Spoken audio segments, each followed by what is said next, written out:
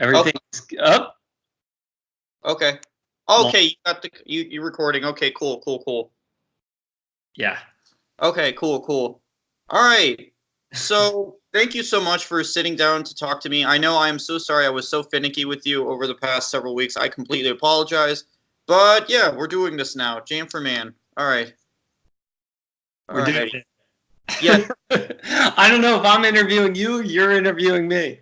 Well, so for this interview, obviously, is it an interview? I thought that, or is it more like a discussion? We're just having a conversation, man.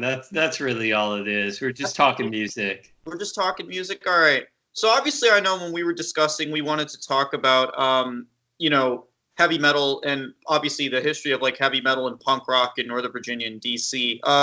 You brought up. I remember you were talking about. You brought up several bands. Deceased is one. Faux Hammer is one. Pig Destroyer is also one of them.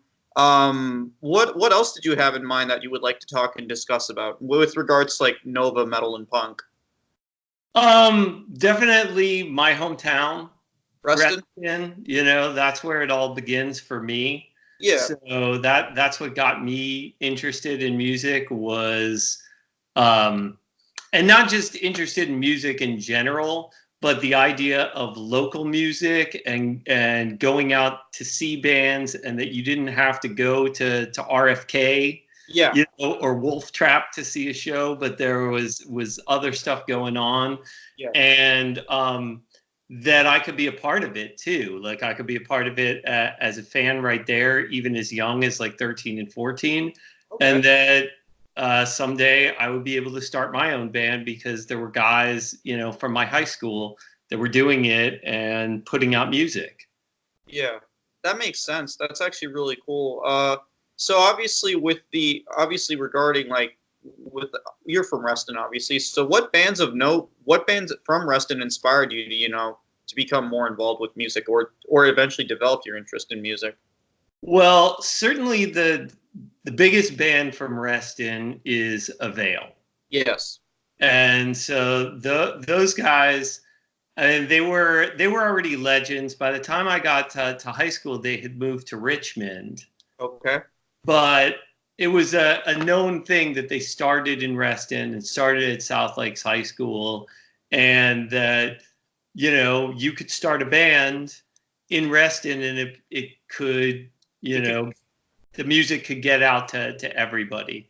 Gotcha. And that they were kind of the ones that were behind the Jam for Man concerts also. And the legacy of the Jam for Man concerts continued basically from the time I was in elementary school, at the end of my elementary school, through middle school, and through my high school. There were always Jam for Man concerts going on at the local community center. Okay. And I didn't really start going to them until 91 or 92. That was after Avail had already moved on and was kind of starting their own scene or becoming like a big part of the punk scene in Richmond. Gotcha. Okay. But they left behind, you know, this series of shows for us to still continue going to, and there were still awesome bands that were playing those shows. And of those bands, I was really into the Sun Monkeys. Okay. Or that they were a band that was really important to me because they were playing something that was kind of this combination of rock, funk, and punk rock. Okay. And even had elements of go-go and hip-hop. Oh, that's and cool. It was just like, you know, all that stuff was the melting pot of the DC suburbs. I mean, that was like that was basically all the music that I listened to. Okay. Well, on the topic of Jam for Man, and obviously your podcast is called Jam for Man, but for those that are listening... My podcast is called Jams for Man. Jams for Man, excuse me. I'm sorry, hold on. I'm sorry. For anyone listening, I apologize. I apologize to Andy and his wonderful podcast, Jams for Man, which obviously is a play on the words Jam That's for Man. That's all right. I do it all the time because it's hard, you know, because you have the two of them. And yeah, it's an homage, and I didn't want to take the exact you know, title from those shows. I wanted there to be some kind of distinction. Plus, it was all about not just the one jam, the one concert at the time, but I want to extend even beyond Reston and to jams, from everywhere around the DC area. Yeah, because I know. So for those that are listening, what exactly were those Jam for Man Jam for Man concerts? And your podcast, Jams for Man, obviously chronicles music in the Northern Virginia area, right? Yeah. Okay. So the Jam for Man concert started in 1988. The first one was held at Herndon High School, but then subsequently, the rest of them were held either at the Reston Community Center or South Lakes High School. Are you serious? Yeah. That's so crazy to me because, for me, I didn't mean to cut you off. I apologize, but because I moved to the area. I moved to Reston from Wisconsin in 2010, and if you were to try to do anything like that now, they would look at you like, "Are you crazy?" Well, there was always, a Reston Herndon rivalry, but at the same time, if there was good music going on, nobody cared. I mean, nobody cared about those kind of things when it came to something cool coming to either Reston or Herndon. Yeah. And when it came to going to see shows, it didn't matter if it was in Reston or Herndon or wherever, Fairfax or Vienna or any number of places.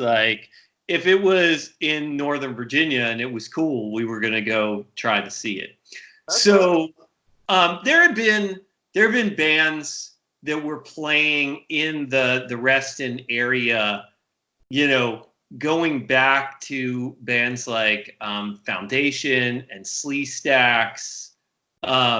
There had been bands that were playing there and had played at the Reston Community Center. But by the time 88 rolled around, the bands that were playing hardcore and punk were really playing out of garages and basements.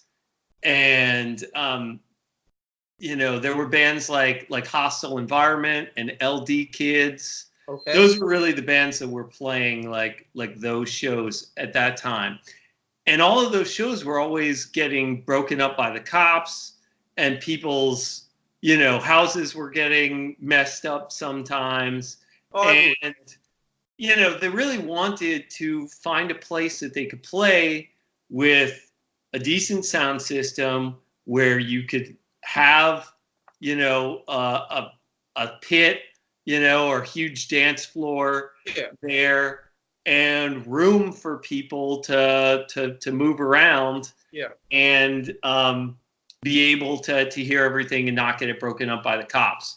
Yeah. And with the help of some parents, such as Patty Worsler, who is the mom of Mikey Worsler, who was the first bassist for Avail, they helped them get those shows set up. And not only that, but they were influenced by the Positive Force DC shows. They wanted to do something that was meaningful and help people. And so if you brought a can of food, you would get a reduced price on the ticket. So the tickets would be $5, but if you brought a can of food, it would be $2. I mean, you could also bring blankets or clothing, and that would be donated to the Embry Rucker shelter. That's really cool. And so the Reston youth came together and did something kind of amazing for the homeless population and struggling people in Reston and around. And what happened was, the second or third show that was held at the Reston Community Center, and there were other there were other bands that were getting involved. Enough and Knothead and Transilience were part of those shows too. In addition to LD Kids and Avail and Remission, and something like that. The Wrestling Community Center held like 300 people, and like at least twice that showed up. Yeah, that's awesome though. Those shows must have been fun then.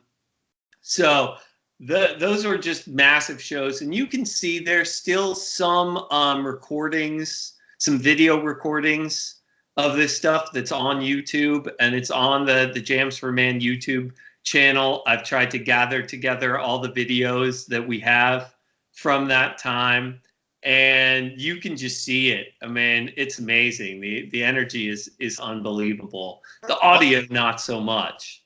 Oh. Oh no.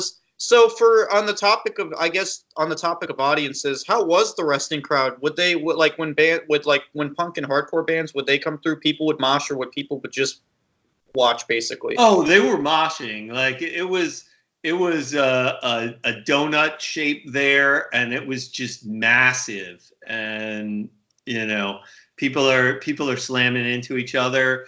I think it started out. There was definitely a positive vibe when things started out. And then I think, a few years in, you had people that were coming into the scene that were a lot more violent, just kind of heshers going crazy, and weren't necessarily there for the right reasons, weren't there just for the music. Were there just to mess people up and to get messed up. Gotcha. So I think that was somewhat the downfall of that particular scene that maybe started in 87 or so and went to about 90, went to about when Avail left. Oh, okay. And that's a lot. Like I try to document that, like all the groups that played Jam for Man, I tried to get everybody to be on my show to talk about their groups. Then all the groups that came before that time, that were there in and around Reston in like, that 84, 85, 86 period. And like beyond that, all of the people from the important labels that that were doing things. I had John Fox on from DSI Records. That was my next show will be with Mark Robinson from Teen Beat. Nice. Teen Beat record label, right? So yeah, he's from the band Unrest. Okay.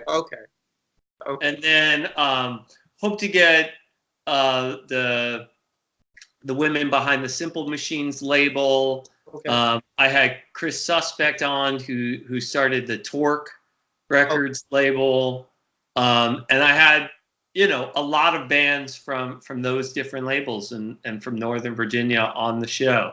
So I've had over 50 episodes of the show now. Nice. So on the topic of Northern Virginia music, you were discussing how your roots were in rock, not like rock, punk, go-go. What else? And funk, obviously, the music of the DC suburbs back in the day. Did Jam for Man did they have any crossover with like the guys in Deceased by any chance? Because like if we're talking like the history of like Nova music, for when it comes to like early heavy metal and like the early heavy metal scene in Northern Virginia, it was just, from what I know, it was mostly Deceased. I'd have to look to see whether there's any connection with the Deceased guys. Yeah. I think at one time I went on Band to Band. Yeah. Have you ever been to that site, bandtoband.com?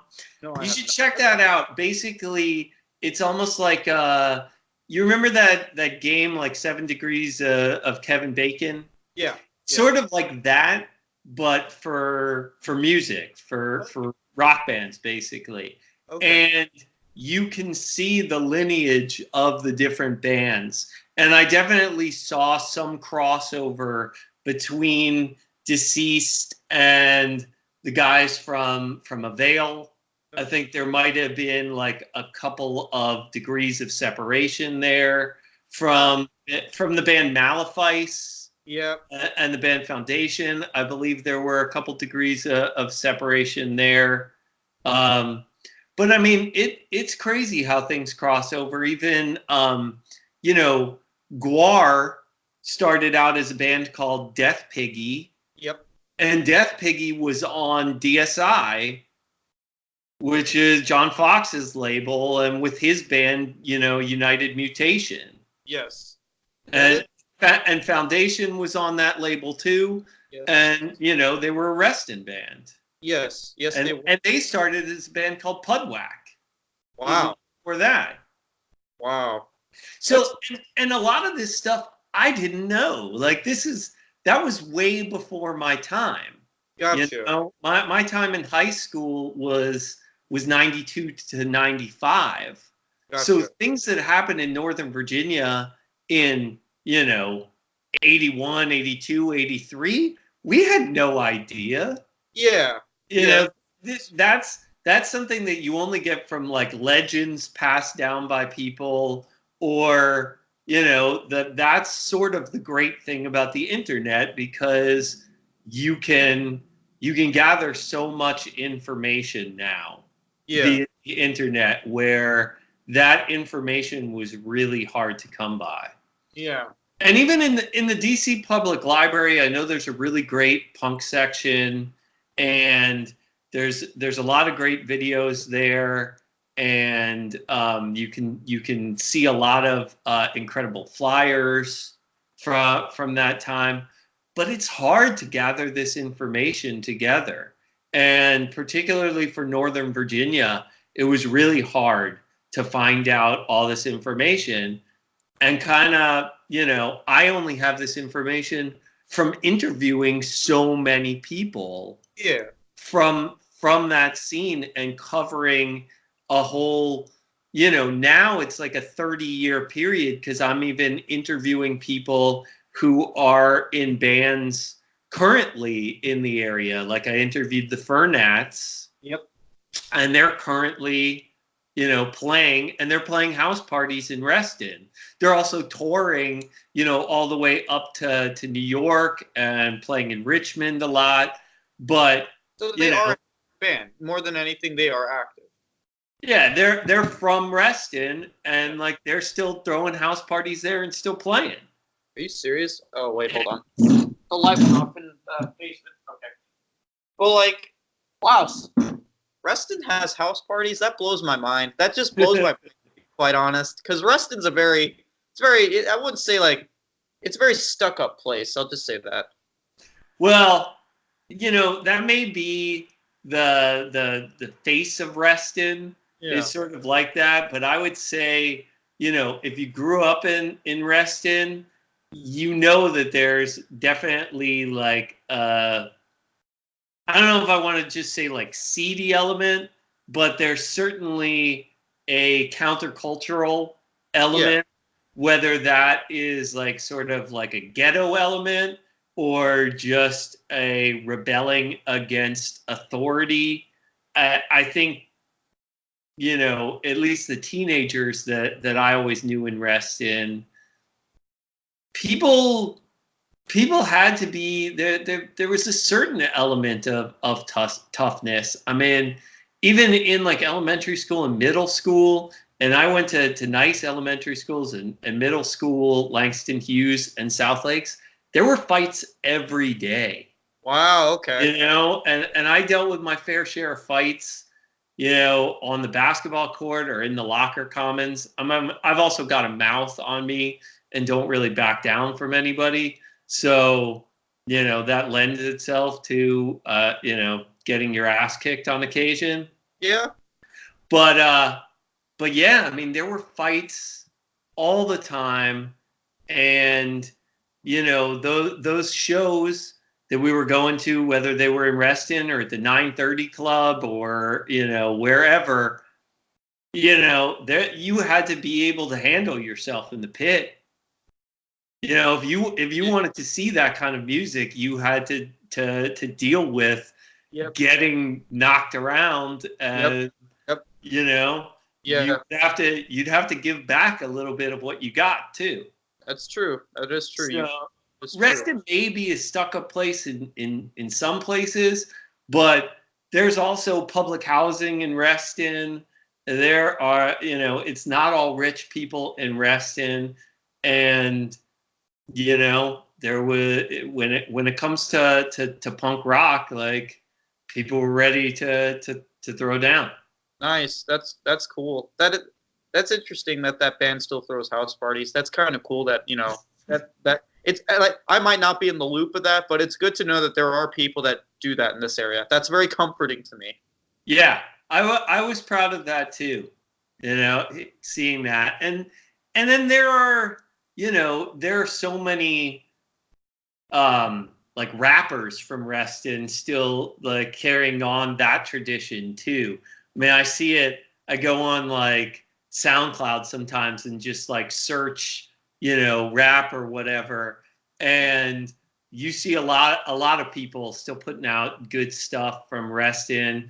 Producer Benny Blanco, who's kind of famous as a producer, he's from Reston. Red Gold Green is from Reston. The rapper Big Pooh is from Reston.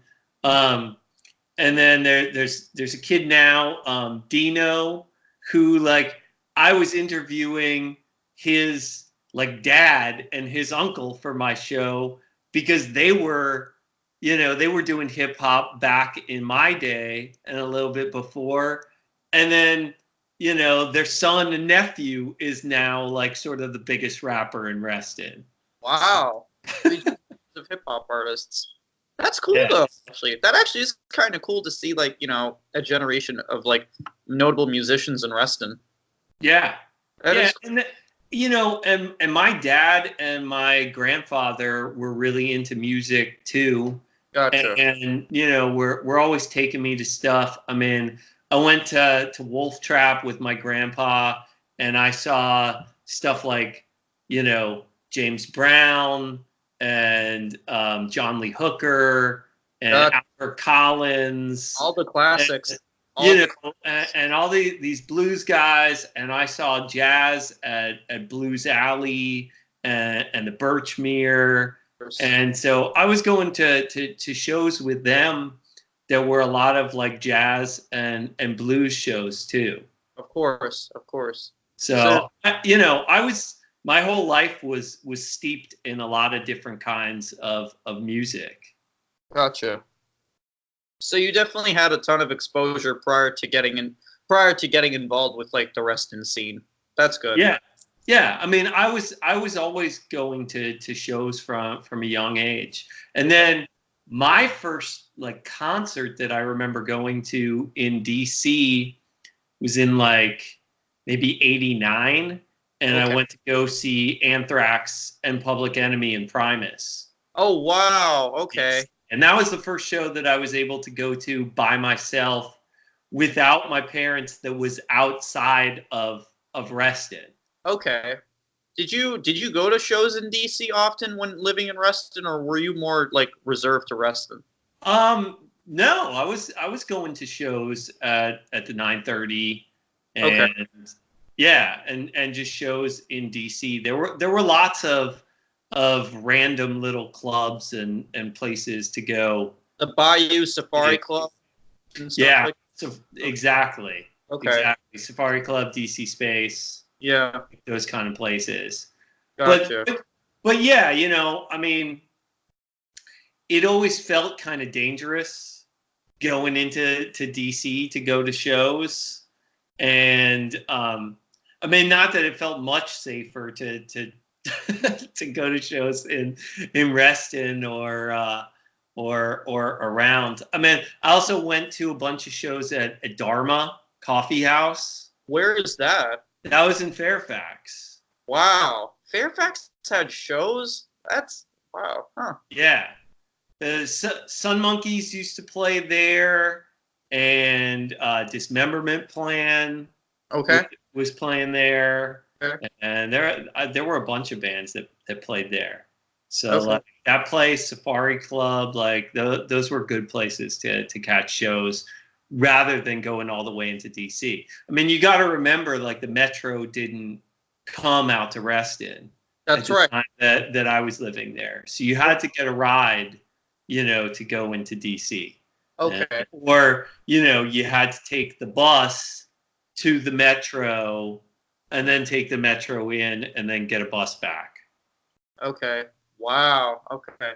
Okay. So it was a whole thing, like going in. Certainly until like people had cars and driver's licenses. Yeah. And then after that, everything got a lot more simple, I assume.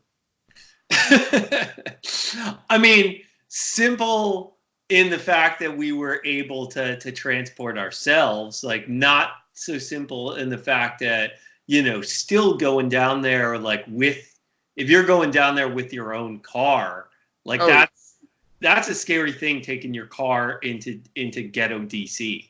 Okay. And what might happen, and even walking around there. It was sketchy. The old 930 Club neighborhood was sketchy. Okay.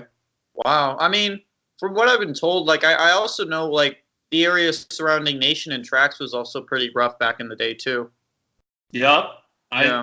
I went to Nation a lot also. Not even just for shows, but just when they would have buzz and whatnot. And then I definitely remember going to see Rage Against the Machine there. Okay. And Chuck D was playing that show too. That was a great show. Nice. At Nation. But yeah, I mean, it could be sketchy going down there too. Just going into DC in general. Yeah, it has its rough parts. And the scene was sketchy. I mean, there was a lot of drugs. Yeah, that's true. And sometimes we were taking them. That's true. Say what you took, you can just. I won't. I'm not gonna ask that. And then getting back, in that situation, and Yeah, I can only imagine the music scene in DC must have been like. It must have been very like. I remember talking to John Fox about it too. Like at least the old DC punk scene. He always told me it was a little cliquey at times too. Yeah, I mean, and I've gotten that from the bands that were playing around that time, that it was really hard to get themselves booked at places like Black Cat and 930 Club. Like there was just a view of coming across the river, essentially, and that anybody that was coming from outside of DC or from Northern Virginia, there was just this view that like those were kind of, I don't know, little bands, and that they had to prove themselves somehow. Yeah. Before they got to play.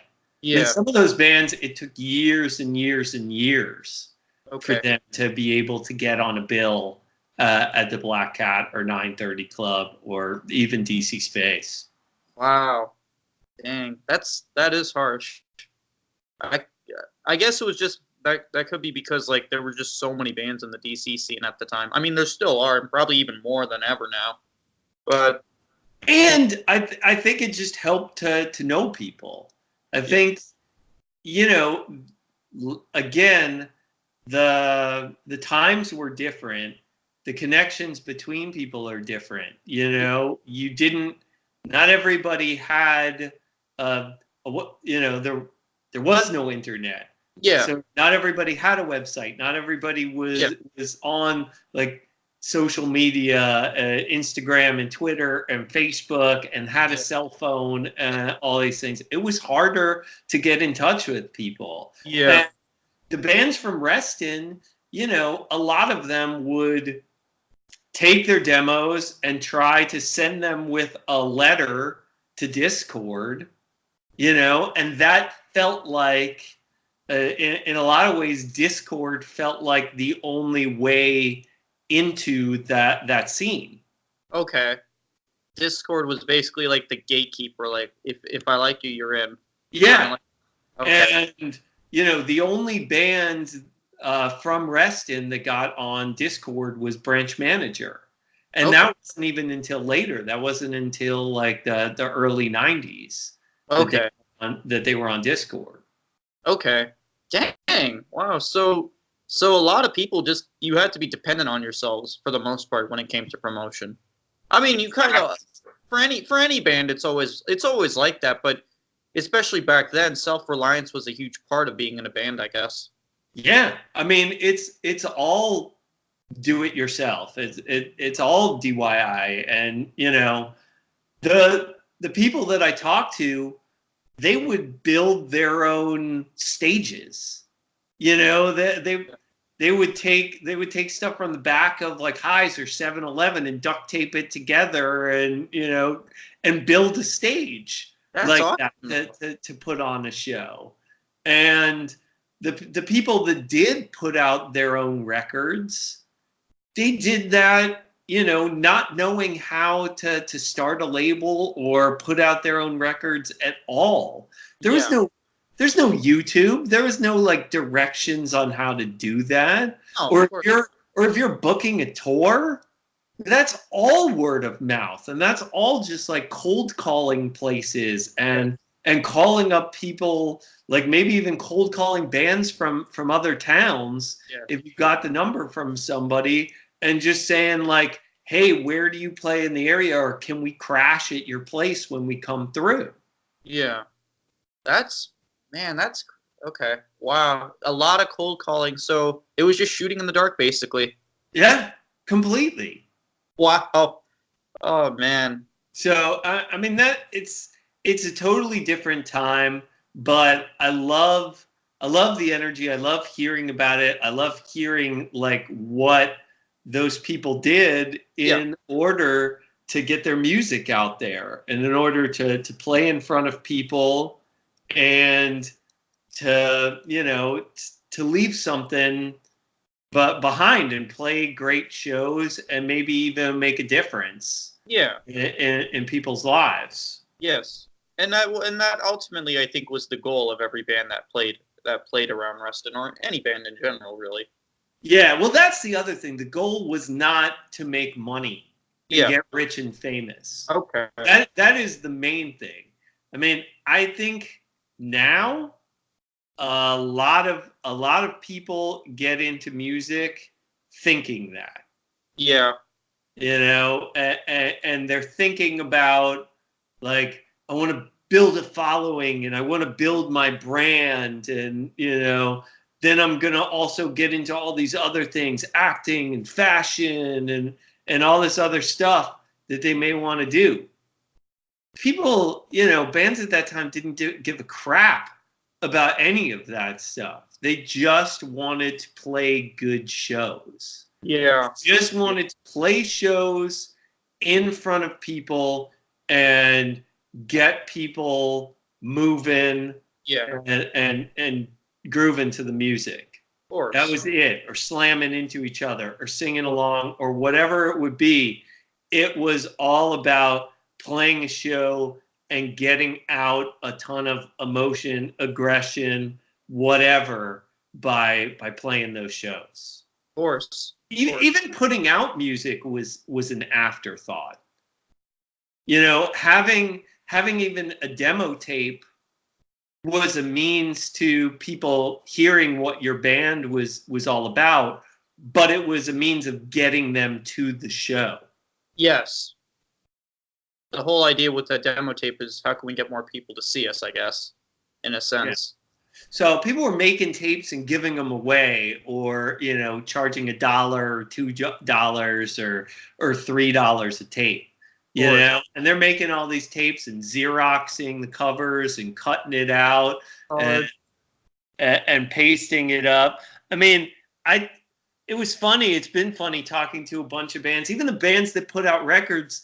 They didn't know how to make covers for their albums. so bands like Bubble Jug that I talked to would get like, paper bags, and then they would have parties where they all spray painted different, things on the covers on these bags, and we're making like covers out of them. That's actually really cool though, in a way. That's a very creative way to make album art, really. Yeah, really... no, it's great. And so every one of those albums is a collector's item because they're all individual. They're all different. Yeah, that's all. It's all very unique and individualized to whoever's buying it, which is cool. And I mean, I talked to that band Bubble Jug that did that, and then I talked to Mark Robinson from Unrest, and it turned out that his band was doing the same thing, and nice. He was, he was trying to figure out if they re-released something, how they were going to do the cover of the album, because all the covers had been different. Yeah, you should just do a catch-all. Just, hey, send pictures of all these records, and then we'll collage it on our re-release. Yeah, that would be cool. Yeah, that would be cool. I'll mention that to him. Yeah, that's not a bad idea, actually. I would like a royalty fee, though. I'll take a royalty fee. No, I'm kidding. But like, so let me hear a little bit, because you're around the scene right now. Like, people who know me, or maybe they don't know that I'm living in Los Angeles now. Yep. I do this as a labor of love, a love letter to Northern Virginia, this place that is important, and it's in my heart, but I'm not there. I don't know what's going on now. I feel very disconnected from, Northern Virginia and DC and what's happening there now. And, I was listening to your radio show, and thank you. I appreciate that. Yeah, no, it's really cool what you're doing. And I'd like to hear more about how you got started doing the radio show there, and what you think about the music that's happening there now. Sure. So the way I got started with my own college radio show was, a lot of friends would tell me I know a lot of music. Personally, I don't think I know a lot of music. I always think that there's always a band that I'm missing a knowledge of. Like with like what you were saying earlier with a lot of those Reston bands. I didn't know about them until I discovered your podcast. So thank you. So I'm always trying to figure out, new ways to discover and learn about new bands, or just finding new music in general. And the radio show to me was a really cool way of doing that, because not only I could share stuff that I think is really cool, but I could also share that something, that other people might think is really cool. And it was a really nice outlet for me to express that, like, if that makes sense. Yeah. Well, so what is behind Death Waves in terms of what you specifically choose to play, or how you make a playlist? Do you try to give or dedicate a certain amount to specific bands from the area?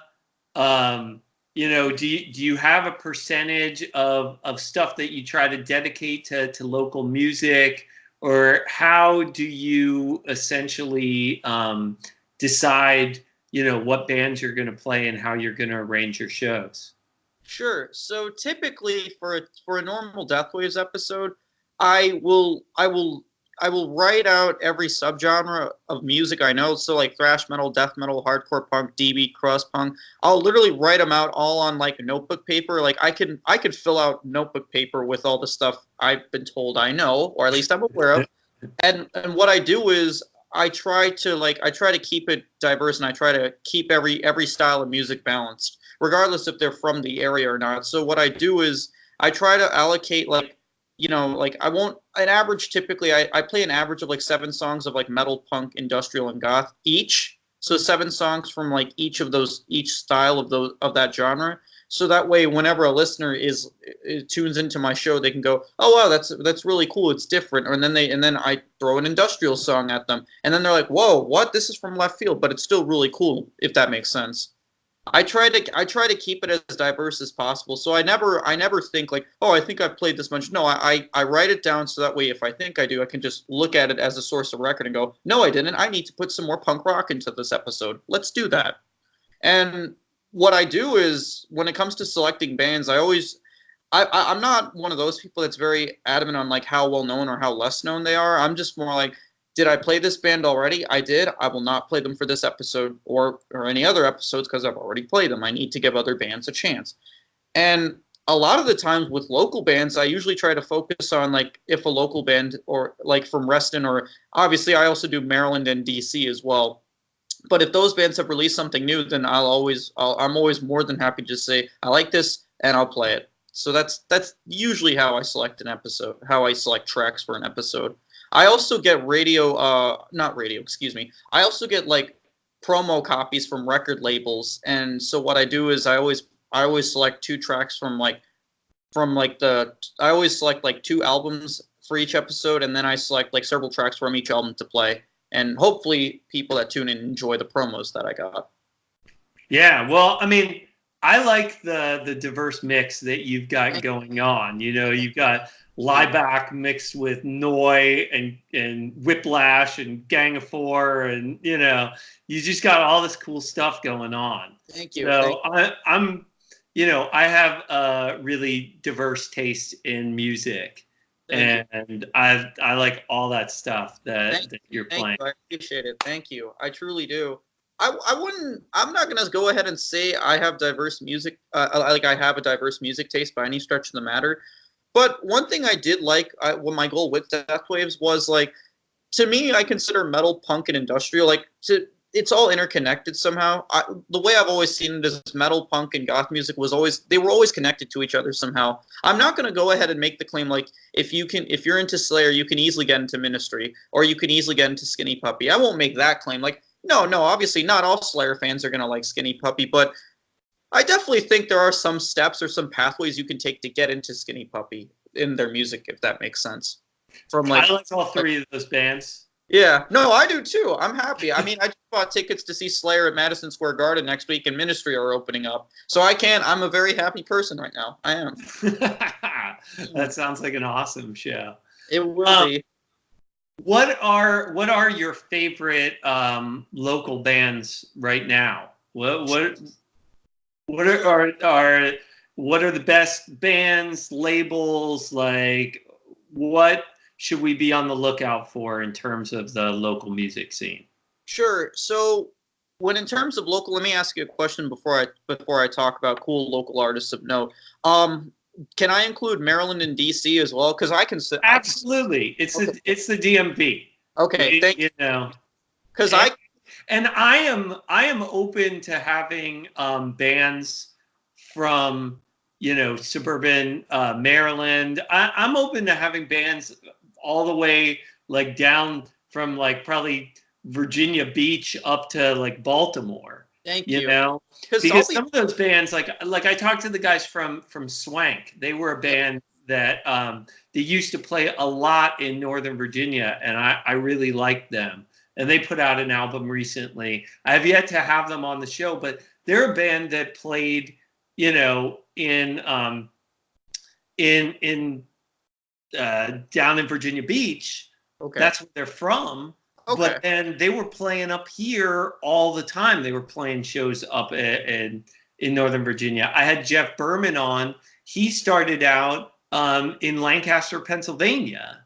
Wow. And then he goes by Divided Heaven now. Okay. But he was in the band VPR, and you know he was in bands in DC also, and you know, so he was part of this Northern Virginia DC scene when he was living here, and he was going to American University, and he lives out in Los Angeles now.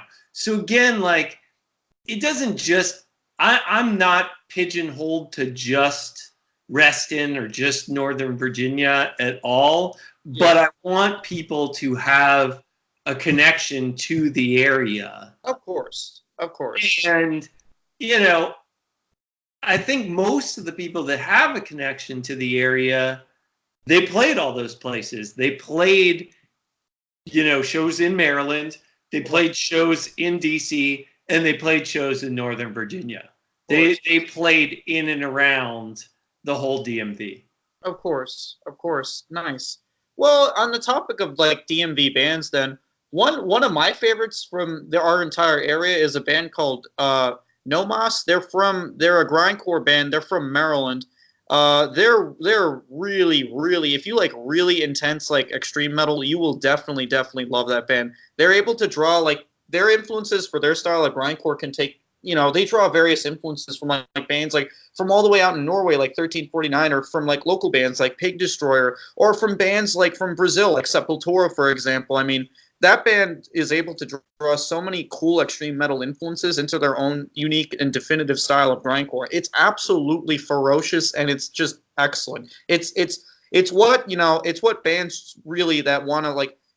To me, it's what bands that want to. If you're a band that wants to go somewhere, do what they're doing. Follow, like, you don't have to follow their model per se, but for whatever style of music you make, follow their model and just take as many cool influences from various other styles of metal as possible. You would be surprised at what you can do. And Nomos is proof of that. They really are.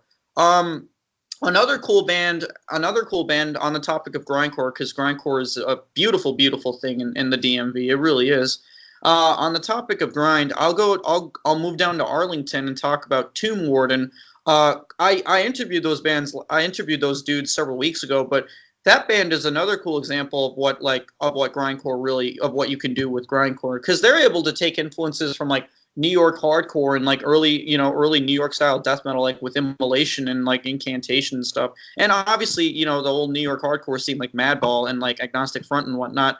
And they're able to, take that and blend it with their own style of grindcore. Because I remember talking to Tommy Wall, their guitarist. He's really into the Gulf Coast style of it, like Insect Warfare and PLF. But he takes elements that he likes from that, and he fuses it with the elements that, like Paul, their drummer, who lives in Herndon, by the way, their drummer Paul, and they're able to they're able to take those elements and fuse them with the New York hardcore elements that Paul likes. And John, obviously, their singer, he's a humongous, like he plays in another death metal band that I'll talk about shortly. He's able to bring some he's able to bring some of that like old school death metal style, like early 90s death metal style vocals to Tomb Warden, and because of that, they're really unique to me at least. They're very unique, and I appreciate them for that. And I guess on the topic, since I brought up John, their singer, he plays in a death metal band called Perpetuated, and they're DC, but like one of the members lives in Vienna, and well, they basically are Northern Virginia, actually, because one of the members lives in Alexandria. Paul, who's the drummer, he lives in Herndon. And then their other guitar player, Demir, he lives in Vienna. So that's another really cool death metal band, because they're able to take, like, again, just really, really classy elements of, like, New York style death metal, Finnish death metal, and they fuse it into their own unique, definitive sound. And I like seeing bands do that, as opposed to just be like trying to go like, all right, let's just do this band, or let's just do this band, or let's just do this band. It's more like, let's take elements we like from these regional scenes and fuse it and see what happens. I like that, and those bands do that. They do it very well too. But I guess if we're talking, can I pick an all-time favorite? Yeah. All right. If we're talking all-time favorites from the area, and I don't get me wrong, I will talk about punk and goth mute bands next. I'm not going to shortchange them. I assure you. I know you want to hear that. I won't shortchange them. But like, if we're talking like my all-time favorite band from like the entire DMV area, it would most likely be Noisem from Baltimore, Maryland. To me, that band is what, like, if I were to make music, it would be kind of like that. It would be very similar to what, or at the very least, very influenced by like what Noisem is doing. Because those guys, they started out they were literally kids in high school when they first started out, and they were able to make records and tour the U.S. before any of them actually turned 21, and that's absolutely mind blowing to me. And I often, whenever I see them, I talk to them, and I try to hang out with them as much as I can. And they're all wonderful guys. Ben, Harley, Sebastian, they're all great people to be around, and I love talking to them. So that band took everything I liked about metal and just about thrash, death, and grindcore, and they fused it into this one ferocious and ripping package. It's awesome. I mean, and and whenever you talk to them, they're always very genuine. They're always very, they're very grateful that you come out to the shows and that you come out and support. They're great people, and they always put on a wonderful live show too. Every time I've seen them, I've always been like, this is a good decision. It's just one of those things. You go and see them. It's like, I'm glad we saw this. Like, you're talking to a friend. It's like, should we have gone to that? It's like, no, dude, we saw Noisem. This was a smart decision. And you're like, you're right. It was one of those bands for me. And when you see these bands playing, where are most of these bands playing in the area? Sure. So with the DMV, one of the things I've always noticed about our area is like, we never really had any definitive clubs, like, how like Philadelphia, New York, and like a lot of cities would have definitive metal and punk spots. The DMV, I always noticed, like, you would find multiple, at least from my experience, at least, you probably know this, you would find multiple venues that could just host metal and punk shows. Like, there were always venues just hosting shows. So I guess, like, for our area, at least, like, in Baltimore, Sidebar is a great place. I love going there. That's a really notable area for shows. Noisem play there a lot, too. In DC, there's always, obviously, 930 Club, Rock and Roll Hotel, what else in DC? Yeah, 930 Club. That's a huge one. Black Cat, obviously, that's still around. Rock and Roll Hotel, they haven't gotten as many shows recently, but again, they're still around. Atlas Brewworks, that's basically become like the hotspot for metal in our area, at least. Now, in fact, it's funny I'm bringing it up. I'm actually going there later tonight to go see Carnivore AD. So, like that Atlas Brewworks. So basically, it's a brewery on West Virginia Avenue. Around December of 2016, they started hosting shows. Like I was there for the first one, which was the DC Heavy Metal Christmas Party, which featured Gloom and Genocide Pact, who are two notable death metal bands from the area. And ever since then, they've just started getting more and more and more and more and more. And all the promoters I know, they love working with the Atlas Brewworks staff. They're very easy to work with. Booking there is always easy, and getting there is also really easy too. All you need to do is just go in. If you're going off 66, go onto the exit that leads into 395, and then you go into 395, and you keep going. You go onto New York Avenue, and then you turn onto West Virginia Avenue, and boom, you're there. So it's a very easy venue to get to in DC as well. Probably the easiest, actually, out of all of them. And because of that, I noticed a lot more bands are playing there. A lot more fans love going there, at least in the metal community here. They love going to Atlas because of how easy and accessible it is for everyone. Maryland, Virginia, DC, it doesn't matter. It's just easy. It's one definitive location. Parking is directly up front, and it also has a cemetery right across it. So that, I think, helps the heavy metal vibe. I think that helps. But let's move. But I guess I'm talking about metal way too much. I know I always do. But I guess on the topic of punk and industrial, there's a thriving DC hardcore scene here. They, like, a lot of those guys now branched off and do their own thing, but for a while now, Pure Disgust was one of the biggest bands from our area in terms of punk and hardcore. There's a lot of other notable ones. Red Death, they're a crossover band, but they're another notable band from our area. Combat, when they were around, they were pretty big. What else? Rashomon, which is basically like a combination of like Japanese hardcore, like Deathside, for example. And what they do is they fuse that with like Faith and Void. They're like, a lot of those dudes are big fans of Faith and Void and all that stuff. So they fuse really cool elements of Japanese hardcore and cool elements of DC hardcore together to create their own style and their own sound. And I really like that too. I think that's really cool. Needle, that's I forgot to mention them actually. Needle, if you want one of the best, youngest grind bands from our area, that's the one. That band is doing good things. Seriously, they are doing nothing but good things. Let's see. Obviously, anything with Chris Moore is always good. He's always doing something noteworthy. Anything that has Chris Moore in it, just count me in. That's how I feel. If it has Chris Moore, I'm in. I don't care what the band plays. I don't care how they sound. I don't care how many shows they have. Just count me in. I'm in for a good time. Because we all know him from like his early days in Magruder Grind, as well as Coke Bust. What else? Sick Fix, they're really cool. Guilt Parade, that's another great one of his. And he also just recently started this really cool dark wave and gothic rock band called Airtex.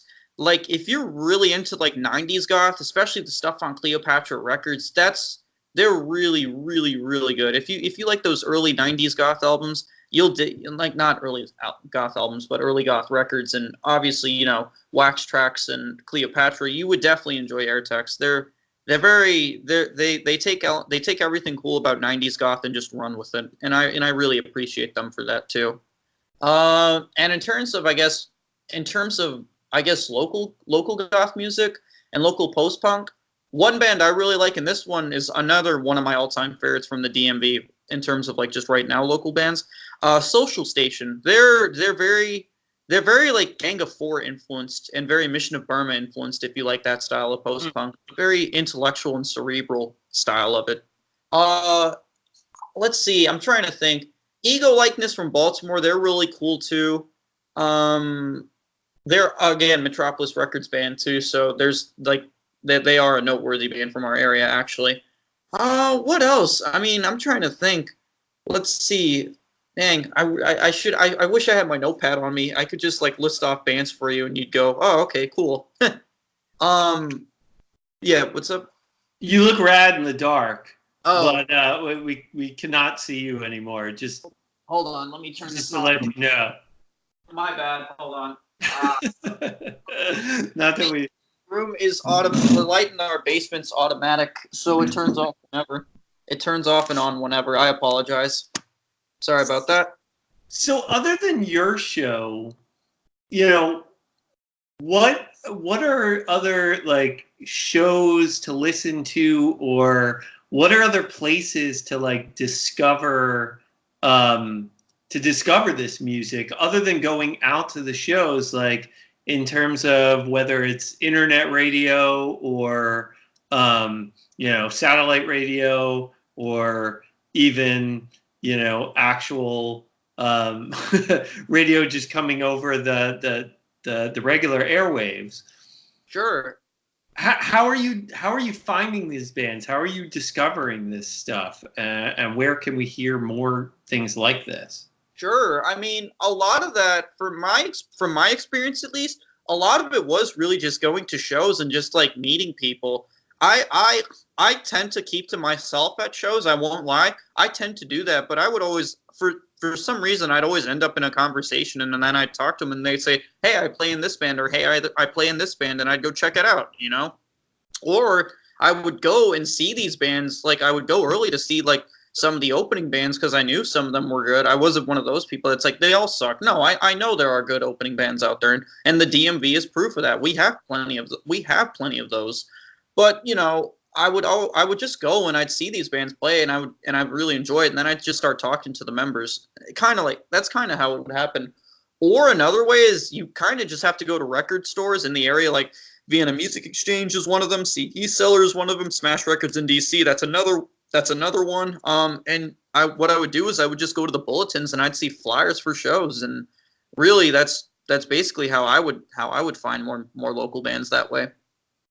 That's so cool. Those are a lot of the same record stores that I was going to, like, 25 years ago. It's awesome. So it's good to know that those places are still around, yeah. And also the flyers still work. Oh, yeah. Because flyers were huge for us in terms of like how we discovered bands and when they were playing, and just looking at like a cool flyer. I mean, I would go to record stores and just look for cool covers. Oh, totally. And also just look at cool flyers. Totally.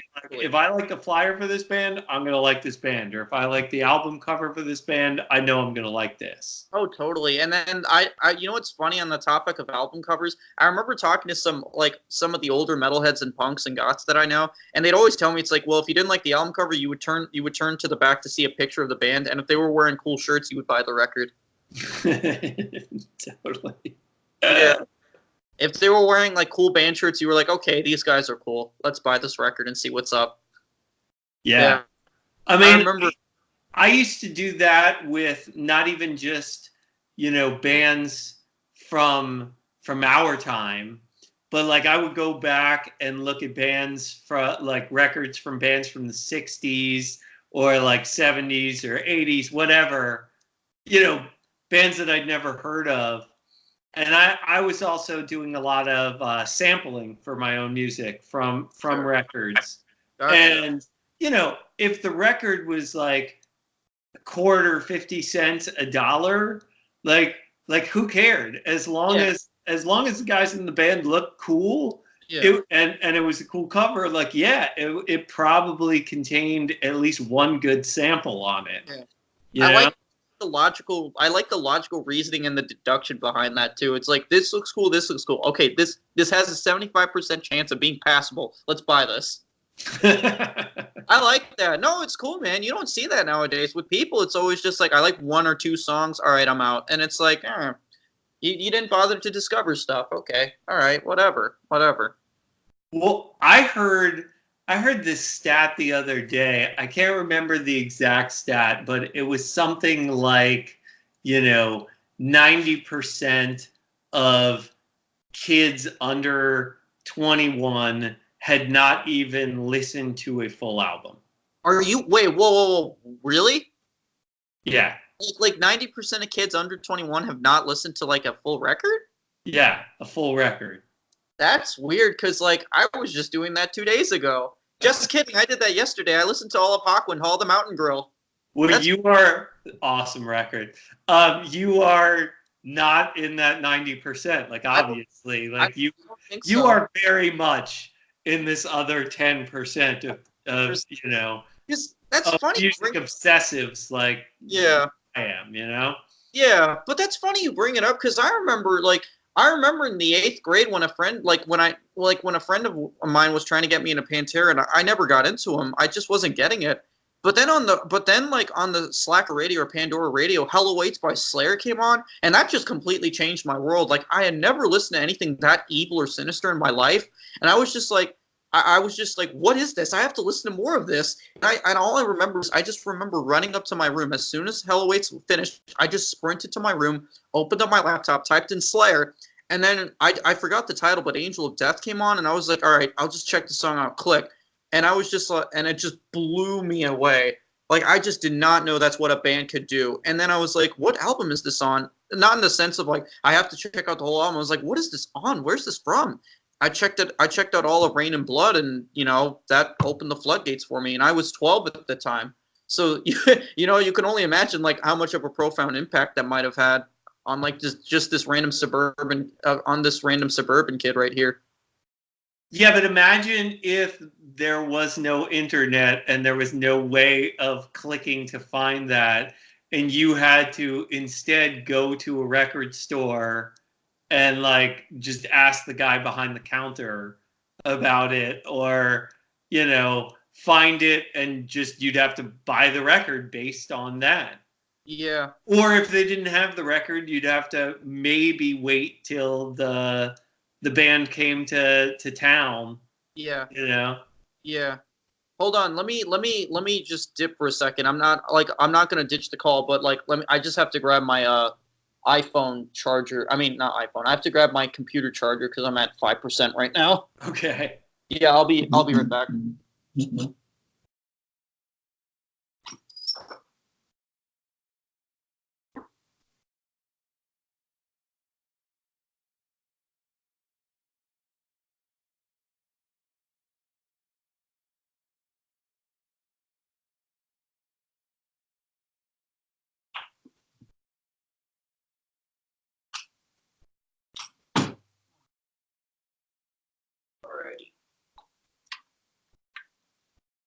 Vivek, I'm actually going to have to go in the next like 5 minutes, or also I got to start getting ready for this wedding. I cannot be late to this. Oh yeah, you have a wedding you have to go to. Which, by the way, it's a wedding of Spooky Rubin from Transilliance. Wow. Like one of the greatest bands from Reston. Yeah, he's getting married. Nice. Well, I mean, in that case, then, would you like to wrap up the interview now, then? Well, I mean, yeah, I mean, we can wrap it up naturally. I did have like a couple more questions for you. One of the other things that I'm just really curious about with you is you said that you never tried your hand at actually making music yourself, or actually never done that. I have never ever done that. I have nothing against, like, I've always thought about it, but like I have ideas like floating in my head, but like for some reason I've never actually decided to follow through with it. Okay, this is ridiculous. I just got to say, like, I'm sorry, like, for somebody that loves music as much as you do and has all these different influences of music, you should be making music also. You should be attempting to make music, even if you don't feel like it's as good as the music that you love, or like you could never be as good as those musicians. There's music in your head, man. There's music in your head that only you can hear, and you're never going to know, how that music can sound outside unless you try to express that and try to make music yourself. I know that you like electronic music. I do. I do enjoy industrial and electronic music. I really do. And so I think that there are lots of pretty simple programs out there that you can get on your computer to just start trying your hand at making some industrial sounding stuff. Yeah. And a lot electronic stuff. Just make it really loud and aggressive, and you'll be fine. Really? Yeah, just make it try to take whatever program you get or whatever instrument you get, and just try to make it as intense as you can possibly make it sound. Okay. I'll try that. I mean, you know what's funny, actually? It's funny you bring up industrial music, because, like, I had an idea, like, I don't know, you obviously know who Max Cavalera of Sepultura is, right? Yeah, of course. Yeah, and do you know Alex Newport of Fudge Tunnel by any chance? They had a band in the 90s.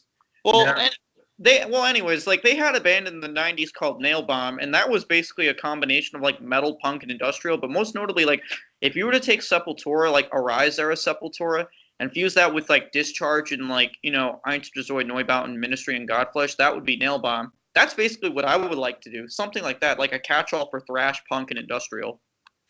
Well, then do it. I'd like to. Believe me. I know you're busy. I know you have your show. I know you're going out to shows all the time, and I know that you have school. Obviously, like you have to get good grades, or they'll kick you off the radio. But but I'm sure that you can still find a little bit of time to mess around and just start making stuff. All right. That's how it starts. That's how you have to do it. Okay. I mean, it's generally going to be pretty terrible when you start, but yet even the most terrible thing, when you start making it, the fact that you created it is going to be an awesome thing. Okay. You're gonna love it because it came out of you. That's true. That is true. And nobody else could have made it except for you. That's true. And so if you love music that much, you should at least try your hand at making some of it. And I understand, like, if you wanted to play thrash guitar, yeah, that's pretty hard. You have to sit there and you have to just play scales night and day. Yes. You also have to your tremolo picking with palm muting. You got to practice that for your right hand or left hand. I mean, you got to play like 12 hours a day to play that stuff. Yeah. But in order to make industrial, that's not necessarily true. Yeah. I mean, to make it sound good, you have to have talent. Yes. But you also just have to have a feel for music. And the fact that you have so many different kinds of influences, you'll have a feel for it. You'll have a feel for it right away. Really? I can tell. Okay. So if anything comes from this interview, I hope I've inspired you to at least try. Okay. I'll see. I'll try. I do like. It's funny. A lot of other people have been harassing me. Like, come on, you got to do something. You got to do something. And I go, or I don't know, man. I just don't know. Like, I can play. I can play songs. Like if you were to tell me, like, can you practice a song within a week? I go, yeah, of course I can. Like, I do play bass. I do play the bass guitar and I do play the drums. But I a lot of it right now is just to learn stuff more than anything. But I've also been told, like, when playing in a band, you're gonna learn stuff that you thought you'd never know. Yeah, if you can play bass and drums, why aren't you out there starting a band, man? I don't know. I want to get like my goal is to learn like specific songs, and then maybe if I could learn them, then I'd be ready to play in a band. I don't think just find somebody who wants to jam. Okay. Just find somebody who wants to jam with you. Okay. At least one other guy or girl, whatever, and just go play. Just find somewhere to bash around. Okay. And then you guys will talk and be like, hey, how about we try to play this song? And you'll try to learn it so that you guys can play it together. Okay. But we'll do that for, I mean, yeah, you can learn some songs so that you have something ready. Yeah. But, the name of the show is Jams for Man. And a lot of that is also because it comes from just jamming. Just pick up an instrument, get together with somebody else with an instrument, and listen to each other and just start playing along with each other. Okay. That's all you have to do. And it's fun. You think going to a great show is fun? Wait till you have a jam that actually sounds good. Okay. You are gonna flip out. Okay. Playing with other people, it's fun to play music by yourself in your room, and it's fun to learn that. But that should be the stepping stone to going and playing with other people. Okay. Because that's just awesome. It's just like this. It's like having a musical conversation, except for instead of with words, you're playing notes. Yes. Yes. You're playing a very unique language. You're communicating in a very, very unique language. Yeah. As long as you're actually listening to each other. Yes. And you gotta listen to each other. Because bands that don't listen to each other really suck. That's true. That is very true. That's true. Being in a band is a very synergist thing. You need synergy. That's a huge thing. I mean, being in a band, like I've met plenty of bands throughout my life, big and small. Like I remember talking to Death Angel about that, and they were telling me it's like a lot of it just comes down to communication. Like that's a huge thing about being in a band. It's just communicating. What you like, what you don't like, or what you think might work, or what you think might not work. And obviously, you're going to clash at times, but overall, as long as you're communicating like a band, or at least have an open dialogue, like a band can go somewhere. And that was one of the biggest things I learned from my conversation with Death Angel on what it was like to be in a band. Well, bands are relationships. They're relationships just like relationships with people you love or with family. Yeah. And all of that goes back to communication. Yeah. If you don't have a communication in those relationships, they get all kinds of jacked up. Yeah. And it's the same thing with the band. And I know even my most recent band, we stopped being able to really communicate. And there started to be like resentfulness and bad feelings. You get to that point and most of the time you got to either put it on pause or just cut it off because you don't need that kind of negativity in your life. But hopefully you learn something about communicating from that situation. Yeah. And regardless, you have the shows you played and the music you made. Yeah. And that is pretty cool. Like whenever I do talk to bands, like I have friends, obviously I'm friends with the guys in Noisem too, Morden and Needle and all those guys. Whenever I always think of it, whenever I'm always talking to them, there's a part of me that's like, man, these guys actually made a record and they actually tour. Like they actually have there's a professional edge that these bands have, and it's cool to see that. It's cool to see like bands and it's cool to see like friends in bands and see their careers grow and develop. I truly do enjoy seeing that. I don't know. I don't know if that'll ever happen to me. Like that's another thing. It's just like I don't think maybe I'm not meant to do that. That's just something I've always thought too. I don't know, man. You never know until you try. That's true. You gotta at least try. I think one time in your life, if nothing else, just like I said, pick up the instrument, find somebody that you can, and go jam with them.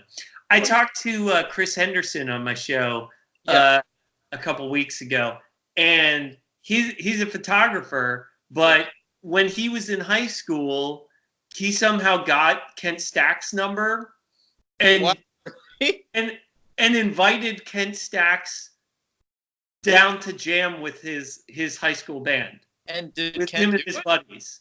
And though they never, I guess, wound up like actually jamming together, they did wind up talking. Chris became the photographer for Scream. Wow. And that led to his whole photography career by doing that. Because he had the balls to just call up a guy from one of his favorite bands and say, "Hey, I want to jam with you." Wow. That's actually pretty cool. That's awesome, actually. That's actually really, really cool. Like just a freak coincidence. Like, oh, hey, cool. By the way, can we use you for a photographer? Well, he started going to their shows and brought his camera, and he just started taking pictures, and then his pictures were good, and then they started putting his pictures on their albums. Yeah. But again, you never know unless you just go out and do it. You got to do it yourself because nobody else is going to do it for you. Yeah, that is true. That's very true. You got to put yourself out there. Well, listen, man, I could talk about music. We could talk for hours. I could spend the rest of the day talking about music, especially because my family is away and on vacation without me right now. But but I do have to get ready for this wedding. So I thank you so much for talking to me, for taking out time from your busy schedule to talk to me. Thank you for talking to me as well. I appreciated this, and I was really excited when you reached out for an interview. Truly, I really was. I really was excited. And so thank you again for talking to me and providing more insight into the Reston and Northern Virginia punk rock scene. And we should thank Adrian. We should thank Adrian Munoz for Adrian Munoz. Shout out to Adrian Munoz of Domestic Terror Promotions. Thanks so much for linking us together. We love you, man. Yeah. Because without him, this wouldn't have happened. I wouldn't have discovered your show, and you wouldn't have discovered mine. And there's so much music that we're going to discover. Yes, that relationship too. Yes, and I appreciate that, and I always look forward to that. All right, man, I gotta go, but let's stay in touch, and we'll figure out how we can turn these into episodes and when they're going on. Sure, of course. We'll discuss that on Sunday, I guess. All right. Yeah, I will. I'll send you the audio or video from this as soon as I can. Okay, cool. Thank you so much. Thank you. Enjoy your wedding, by the way. I hope you enjoy it. All right, man. Thanks so much. I'll talk soon. Talk soon. Bye-bye. Take care. Bye.